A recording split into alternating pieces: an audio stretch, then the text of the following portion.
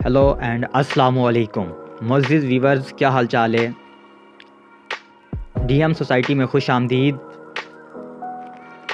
जैसा कि आप जानते हैं, डीएम सोसाइटी में आप लोगों को इस्लामिक नॉलेज और इसके अलावा दूसरा तमाम इल्म के बारे में आगाही दी जाती है। तो आने वाली वीडियो के बारे में अपडेट रहने के लिए हमारे चैनल को सब्सक्राइब और शेयर लाजमी कीजिए। तो आज का हमारा जो टॉपिक है, कहते हैं महमूद गज़नवी का दौर था। एक शख्स की तबीयत नासाज हुई तो तबीब के पास गया और कहा कि मुझे दवाई बना के दो।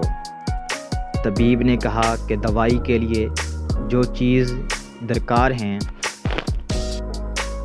सब हैं सिवाय शहद के।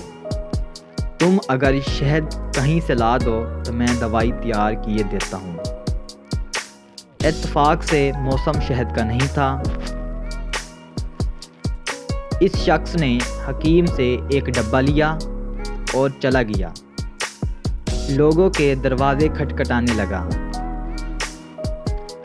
मगर हर जगह मायूसी हुई। जब मसला हल ना हुआ तो वो महमूद गज़नवी के दरबार में हाज़िर हुआ।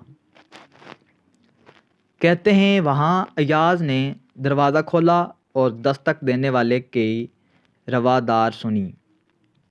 इसने वो छोटी सी डब्बा दी और कहा कि मुझे इसमें शहद चाहिए। अयाज़ ने कहा, आप तशरीफ़ रखिए, मैं बादशाह सलामत से पूछ के बताता हूँ। अयाज़ वो छोटी डब्बियाँ लेकर बादशाह के सामने हाज़िर हुआ और अर्ज़ की कि बादशाह सलामत, एक साइल को शहद की ज़रूरत है। बादशाह ने वो डब्बियाँ ली और साइड में रख दी। अयाज़ को कहा कि 3 बड़े डब्बे शहद के उठा के इसको दे दिए जाएं।